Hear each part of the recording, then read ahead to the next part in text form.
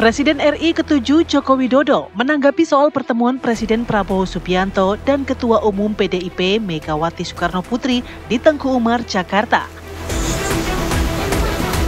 Didampingi Ketua Umum Golkar Bahlil Lahadalia, Jokowi merespon hal tersebut dengan santai.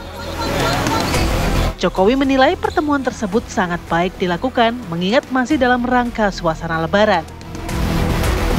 Sambil melirik Ketua Umum Golkar Bahlil Lahadalia yang berada di sampingnya, Jokowi menambahkan kalau berkumpulnya tokoh bangsa akan jauh lebih baik dibanding tidak berkumpul.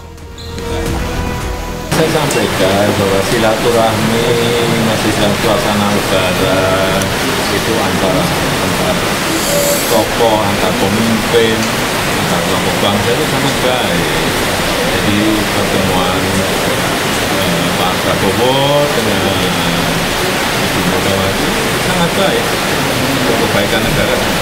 Ya kalau bisa berkumpul itu akan jauh lebih baik dibanding kalau tidak berkumpul.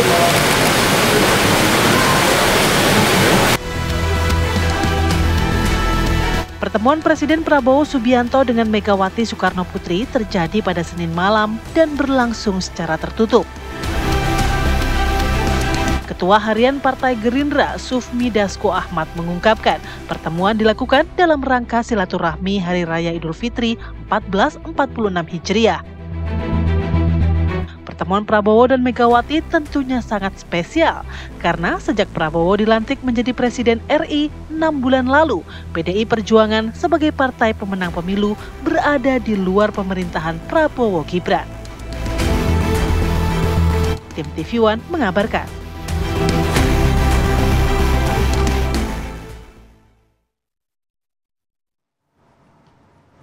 Ya pemirsa, cara duduk saya dan juga Putri udah mirip belum sama yang foto tadi? Put? Inilah kira-kira ya Bu Mega dengan tangannya dan senyumnya yang... Betul, dengan gimmick gayanya Pak Prabowo nih. Ya, ada nyaman nggak? Tapi nyaman nggak?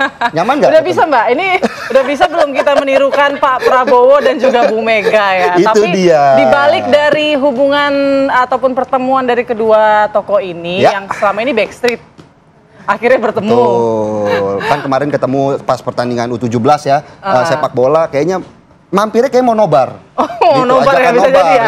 Ini bukan bahas politik, tapi malah mau nobar bola sebenarnya gitu ya. Tapi yang jadi sorotan publik juga, ini kan persahabatan segitiga nih. Nah, yang pihak Solonya gimana nih dengan pertemuan kedua tokoh besar ini gitu. Jangan-jangan nyanyi langsung lagunya Mas Anang kan, tapi tak begini, begitu ya. Tapi kan kita lihat tadi ya di paket bahwa Pak Jokowi tampaknya berbesar hati ya. Maksudnya tidak kecewa begitu kalau pandangan kita orang awam. Dia bilang tidak apa-apa, bagus, sangat bagus sekali, sangat baik sekali pertemuan kedua tokoh itu. Tapi apakah sepahaman gitu ya, atau setuju nggak kira-kira para narsum kita bahwa kita menganggap Pak Jokowi ini ya baik-baik aja sebenarnya, oke-oke aja, bertemu ini bagus kok berkumpul. Gitu. Tapi kan Pak Prabowo juga belum ketemu Pak Jokowi. Jadi kita akan bahas dengan 3 narasumber yang spesial pada pagi hari ini. Ada siapa aja Putri? Kita punya 3 narasumber yang hadir di studio kita, dan Mbak Monica nanti yang akan menjawab. Akan melihat menerawang gesturnya Pak Jokowi kira-kira sesuai nggak dengan kalimatnya? Baik-baik saja, sangat baik begitu ya merespon pertemuan ini. Kemudian juga ada Mas Andi Azwan, Wakil Ketua Umum Jokowi Mania. Nah ini responnya juga kita tunggu nih. Selamat pagi. Selamat pagi. Dan ada Mas Muhammad Triandika, analis politik. Selamat pagi. Selamat pagi Mbak Putri. Mas Andika. Langsung aja mungkin Mbak Monica, itu Pak Jokowi bilang ya pertemuan sangat baik. Lebih baik berkumpul daripada tidak berkumpul. Itu gambarannya gimana tuh? Kerutan wajahnya kira-kira ikhlas kah? Atau ada yang disimpan kah gitu sebenarnya? Kita mau ngomong dasarnya nih apa dulu ya. Jadi ada yang namanya circumflex model of effect. Jadi dia mendeteksi mulai dari ekspresi wajah, terus kemudian gestur tubuh, body language, perilaku, dan banyak hal termasuk suara, begitu ya. Nah ini ketika capturing, mesin kami jalan untuk mendeteksi dengan si model ini, begitu ya. Nah yang dilihat adalah ini akan menghasilkan 2 hal yang bisa dilihat oleh publik. Yang pertama adalah adanya valensi atau pertemuan ini menyenangkan atau tidak sih buat si Pak Jokowi, karena subjeknya Pak Jokowi nih gitu ya. Jadi mesin ini akan membaca untuk emosi dan afeksi seseorang. Jadi emosi apa saja yang muncul, terus afeksi tingkat intensitasnya seberapa, begitu ya. Nah, kemudian ini akan menghasilkan dua hal yang secara besar adalah dilihat valensinya. Pertemuan ini bikin nyaman atau tidak? Kalau dari wajah Pak Jokowi, jadi valensinya ini valensi yang positif, gitu ya. Jadi ya nggak apa-apa gitu. Jadi kalau misalnya masyarakat melihat verbalnya mengatakan ya udah baik-baik saja, begitu ya. Emang valensinya positif dari seluruh rangkaian yang dianalisa ini, begitu ya. Terus kemudian dari valensi dilihat juga dari arausalnya. Arausalnya ini konduktif, tidak obstruktif. Artinya terhadap fenomena yang terjadi, terus kemudian kemudian beliau berespon melihat gitu si cinta segitiga ini gitu kan ya. Tadi positif dan juga dilihat konduktif, tidak obstruktif. Tapi memungkinkan nggak untuk mengakali alat pendeteksi tersebut dengan mimik Pak Jokowi memang biasa tersenyum begitu. Jadi gini, kalau misalnya sesuatu yang absolut kita lihat benda ini, kita bisa ngakalin. Tetapi kan ada variabel lain, di mana ada suara, di mana ada body language, gitu. Dan semuanya itu akan berpengaruh. Satu variabel berubah, hasilnya akan berubah juga. Jadi sejalan ya, apa yang disampaikan dengan ekspresi yang ditampilkan itu sesuai. Kali ini kita melihat sesuai. Gitu ya. Atau mungkin kalau kita lihat kan sebelumnya udah ada pendahuluan dulu ya, anak-anak para mantan presiden bertemu gitu. Atau kita bisa memunculkan juga percakapan imajiner gitu kan, bahwa mungkin Pak Prabowo, Pak saya mau ke tempat ibu nih gitu kan. Udah laksana, jadi udah siap gitu. Begitu. Boleh juga lah bilang salah satu hal yang hipotesisnya begitu. Oke, baik. Mas Andi, tanggapannya setuju nggak? Saya sih setuju juga, tapi kan kalau kita lihat memang beliau adalah negarawan gitu, dan ingin melihat bahwa negara ini adem ayem, apalagi kan banyak hantaman dari luar sekarang kan dengan dunia yang tidak punya kepastian ya, yang tadinya multilateral sekarang jadi unilateral, udah nggak punya kawan sekarang. Kita harus dengan diri sendiri berdikari kaki sendiri itu. Ya dengan adanya dari Uncle Donald ya dengan tarifnya itu kan, di mana beberapa negara yang kuat ya melakukan retasi gitu kan, kalau kita ya bernegosiasi untuk bisa menyelesaikan hal itu. Nah kalau kita melihat bagaimana perkembangan pertemuan antara Pak Prabowo dan Ibu Mega, kami dari relawan Jokowi Mania maupun sebagai relawan Prabowo Mania itu syukur alhamdulillah. Mendukung ya? Sangat mendukung 100%. Karena biar bagaimanapun negara ini butuh negara-negarawan yang akur ya, yang punya semangat untuk membangun Indonesia ke depan, tidak melihat masa lalu gitu. Apalagi dan saya selalu mengatakan dimanapun di stasiun TV, sebaiknya semua ya presiden, mantan presiden itu berkumpul dalam satu meja, kita sebut namanya Round Table President Club. Oke, berarti mendukung juga. Mungkin Pak Jokowi juga harusnya berkumpul lah dengan presiden-presiden lainnya. Ingat, Pak Jokowi ini terhadap Ibu Mega adalah guru beliau. Dan beliau sangat respect kepada Ibu Mega. Jokowi Mania mendorong pertemuan juga? Oh, alhamdulillah kita sangat mendukung sekali. Terlepas ke direct maupun indirect, kita sangat mendukung apa yang dilaksanakan oleh Pak Presiden Prabowo. Enggak, Pak Jokowi sebagai Jokowi Mania mendukung juga nggak, mendorong juga nggak bahwa pertemuan semua Pak Jokowi dengan Ibu Mega misalnya? Kita sangat mendukung sekali, ya. Walaupun dikatakan oleh PDP bahwa kita ada mitra strategis dan mitra kritis, kita sangat mendukung karena negara ini butuh ada namanya mitra tanding, ya kan, dalam pemerintahan gitu loh. Jadi check and balances-nya jalan. Dan kita kalau di luar dari konteks itu, secara personal sangat mendukung sekali. Tapi kalau Jokowi Mania sendiri melihat pertemuan Prabowo dengan Mega ini kan dilakukan setelah pas momen Lebaran begitu ya. Artinya kenapa nggak ke Pak Jokowi dulu, ke Bu Mega dulu, kesel nggak? Ingat, Pak Jokowi sudah bertemu dengan Pak Prabowo waktu bukber. Kan sebelumnya. Kemudian Pak SBY waktu di istana, open house. Nah sekarang adalah dengan Ibu Mega. Itu hal yang biasa. Dan ini sangat baik. Apalagi pertemanan Ibu Mega dan Pak Prabowo itu sudah sangat lama, sudah sangat jauh. Apalagi bapak beliau, Pak Sumitro adalah mantan menteri Pak Soekarno, yang notabene ada bapak dari Ibu Megawati gitu loh. Itu hal yang biasa. Baik. Tapi dalam komunikasi politik itu memang sudah ada proses. Ya. Yang saya tertarik adalah the man behind the gun gitu loh. The man behind the meeting itu siapa? Dan saya sangat salut dengan Pak Sufmi Dasko.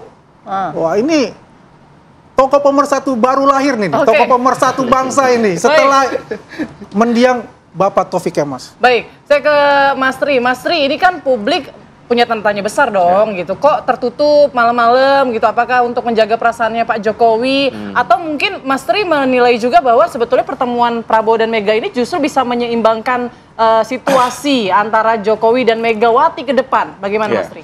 Sebelum ke situ saya melihat bahwa dinamika politik 5 tahun ke depan itu tidak akan terlepas dari 3 epicentrum ini ya. Epicentrum Pak Prabowo, Bu Megawati, dan Pak Jokowi. Jadi 3 tokoh inilah 3 titik api yang akan terus mewarnai dinamika politik kita hingga 5 tahun ke depan. Karena prolog 2024-2029 ini adalah konflik 3 tokoh ini. Dan saya yakin epilog 2024-2029 juga akan terkait dengan manuver dari 3 tokoh ini Pak juga. SBY nggak diajak? Ya, saya pikir untuk 5 tahun ke depan 3 titik api ini menjadi sumber ya dinamika yang akan kita lihat bareng-bareng. Itu yang pertama. Yang kedua, pertemuan Prabowo Megawati kemarin itu yang terjadi itu menurut saya hanyalah gong dari komunikasi politik yang sudah lama dibangun di antara kedua tokoh ini ya. Kita tahu bahwa Bu Mega, Pak Prabowo sudah zoom-zooman juga. Kemudian juga sudah banyak komunikasi politik tidak langsung antar tokoh-tokoh dekatnya ya, perantara-perantaranya sudah juga menyampaikan pesan-pesan politik satu sama lain. Sehingga pertemuan kemarin itu hanyalah pertemuan simbolis, gong dari komunikasi politik yang sudah dibangun sejak lama. Jadi kalau tadi terkait dengan ekspresi Pak Jokowi yang nampaknya baik-baik saja ya Mbak Monica, saya melihatnya ada setujunya karena Pak Jokowi nggak terlihat kaget. Ya, zaman sekarang informasi bisa mudah didapatkan oleh tokoh-tokoh elit tersebut ya, dan saya yakin Pak Jokowi terinfo meskipun tidak langsung dari Pak Prabowo gitu ya. Apakah melalui pertemuan dengan Mas Didit di hari pertama Lebaran, atau dari tadi Pak Sufmi Dasko, atau dari orang-orang Jokowi yang sekarang berada di kabinet Pak Prabowo. Jadi informasi itu sudah diterima juga oleh Pak Jokowi, dan Pak Jokowi tidak kaget ketika pertemuan tersebut terjadi.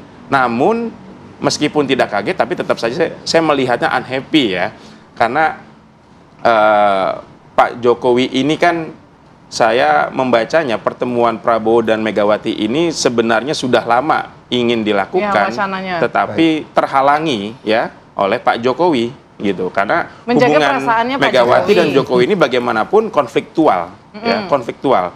PDIP melihat Pak Jokowi adalah pengkhianat, ya, kemudian Pak Jokowi melihat Bu Megawati dengan hubungan dengan beliau juga sedang tidak baik-baik saja. Jadi ini hubungan yang sangat konfliktual. Seperti itu. Nah, yang kemarin kita soroti juga ini ada parsel ya, yang dibawa juga oleh Pak Prabowo, itu parselnya sayur mayur. Agak unik sih memang parsel-parsel atau kiriman-kiriman hadiah dari Pak Prabowo. Tapi mungkin di momen jelang Kongres ini kok parsel sayur mayur yang disukai Bu Mega? Apakah memang ada sinyal-sinyal kursi-kursi mungkin Kementerian Pertanian atau reshuffle atau apapun saya melihatnya bahwa Tapi Mas Tri tahan dulu. Udah gak sabar kayaknya. Nanti kita bahas Mas Tri, usai jeda berikut kami akan kembali sesaat lagi. Cocokologinya. Anda kembali di Apa Kabar Indonesia Pagi. Langsung saja Mas Tri, pemberian parsel sayuran itu apa? Sinyalkah, simbolkah bahwa ya ini kira-kira posisinya yang nyerempet-nyerempet sama pertanian atau perkebunan nih Bu Mega yang saya siapkan misalnya? Saya lihat belum sampai ke arah bagi-bagi kursi kabinet ya. Karena kalau saya membacanya melihat dari kebutuhan masing-masing pihak ini. Ya, jadi Pak Prabowo apa sih yang dibutuhkan sebagai presiden pada hari ini, yaitu membentuk kepemimpinan yang efektif. Kepemimpinan beliau sebagai presiden yang efektif, menjalankan pemerintahan secara efektif, agar masalah-masalah yang ada bisa tuntas, bisa tertangani, dan di sisi lain secara politik juga mendapatkan reward dari masyarakat. Nah, untuk membentuk kepemimpinan yang efektif tersebut, Pak Prabowo harus menjadi presiden yang mandiri. Yang selama ini saya membacanya masih ada kesan bahwa the real presiden masih bukan Pak Prabowo, the real presidennya masih presiden sebelumnya adalah Pak Jokowi. Dan image ini yang harus bangun oleh Pak Prabowo pada hari ini. Dan jadi itu adalah kebutuhan mau meninggalkan Pak Jokowi, maksud Mas Tri, ke depan? Iya, saya bukan ingin mengompor-ngompori agar Pak Prabowo dan Pak Jokowi ini berkonflik, tetapi presiden manapun membutuhkan tingkat otonom untuk bisa menjalankan pemerintahannya secara mandiri, tanpa takut atau tanpa harus dihantui, dibayang-bayangi oleh kepemimpinan sebelumnya. Jadi ini satu kebutuhan politik yang harus Pak Prabowo dapatkan agar pemerintahnya efektif, agar kepemimpinannya efektif. Dan kalau itu memang konsekuensinya harus menjaga jarak yang nyaman dengan Pak Jokowi. Dan saya melihat pertemuan kemarin pun juga mengindikasikan Pak Prabowo sudah mulai membuat jarak yang nyaman lepas dari Pak Jokowi. Gitu. Meskipun tetap beredar di Danantara dan dalam percakapan-percakapan yang terbatas, tetapi Pak Prabowo yang menunjukkan bahwa ada garis demarkasi yang jelas bahwa kepresidenan atau kepemimpinan saya ini harus saya jalankan secara mandiri, otonom, tanpa harus dibayang-bayangi oleh pemerintahan sebelumnya. Tapi Mas Tri, yang menarik adalah bagaimana pertemuan yang melanjutkan Putri tadi, bahwa pertemuan Prabowo Mega ini kan dilakukan di tengah isu reshuffle kabinet merah putih. Artinya kan pasti ada tawaran-tawaran tuh jelang kongres begitu.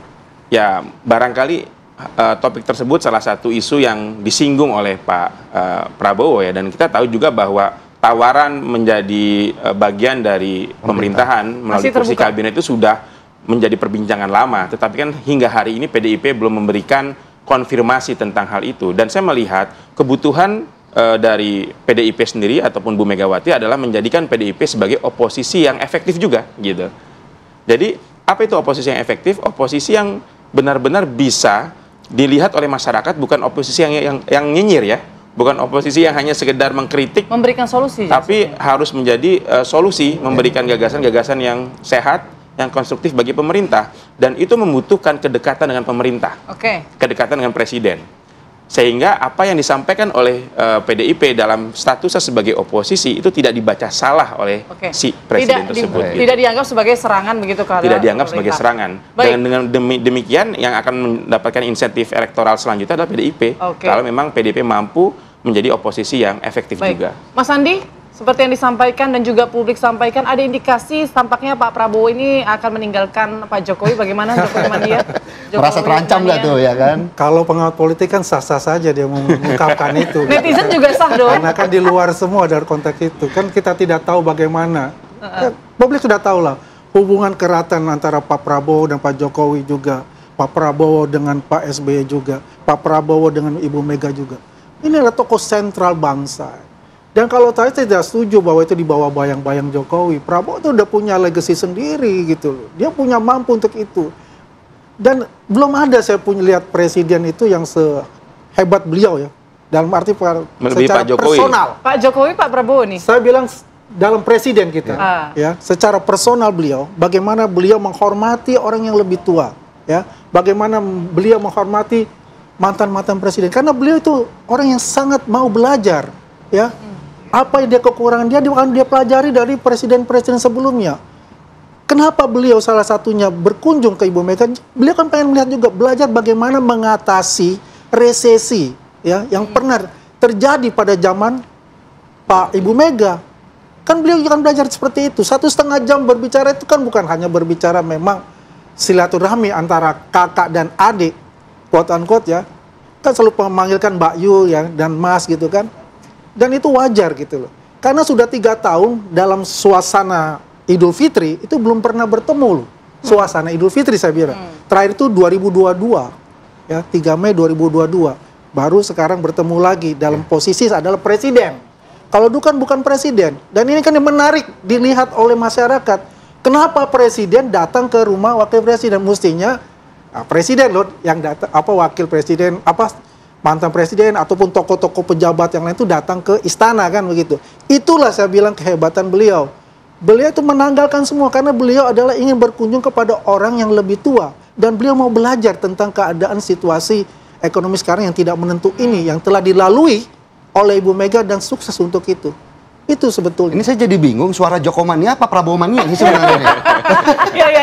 Kami ini, kan saya sudah katakan, kami ini adalah Prabowo mania dan Jokowi mania. Ya, di mana konteksnya kita bicara? Kan kita mendukung pemerintah. Jadi kita ingin melihat bahwasannya negara ini guyup, rukun, kita bersama-sama berdikari dan kita bisa melawan itu ya yang sekarang terjadi di luar ya banyak sekali itu juga ya hoax dari luar itu yang ingin menghancurkan negara kita.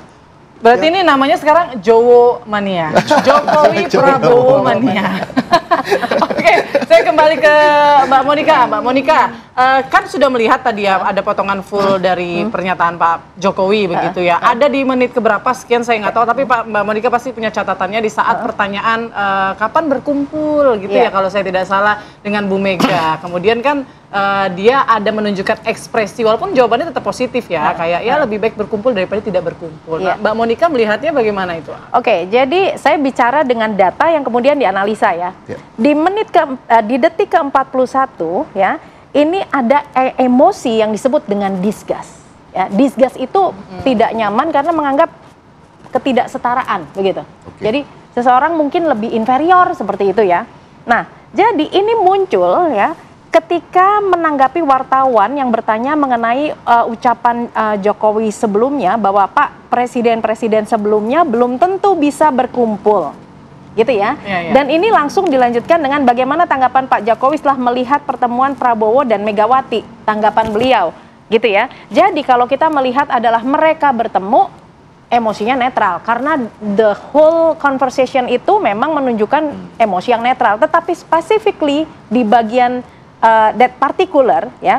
Terus beliau mengatakan ya kalau bisa berkumpul itu akan lebih baik dibandingkan kalau tidak berkumpul. Jadi kita menarik suatu asumsi akankah Pak Jokowi akan bertemu dengan Bu Mega gitu ya. Di dalam konteks ini nih pada saat ini kok ada muncul disgust. Berarti artinya masih ada suatu jarak gitu antara Pak Jokowi dengan Ibu Mega gitu. Itu data yang berbicara di sini kalau saya tapi arah disgustnya itu lebih kayak ragu, ya nggak mungkin lah atau mungkin kayak kaget gitu atau kayak ya saya masih belum tahu gitu. Ya mungkin ada unresolved emotion juga yang belum kelar gitu kan. Kita kan scene-nya by time to time yang nantinya akan berubah dengan kita melihat bahwa Pak Prabowo sowan ke Ibu Megawati, the whole emotions yang dirasakan, emosinya yang banyak muncul adalah netral. Artinya kan oke, sudah dipersiapkan dan saya juga tahu kok dari beragam sumber lah ya begitu.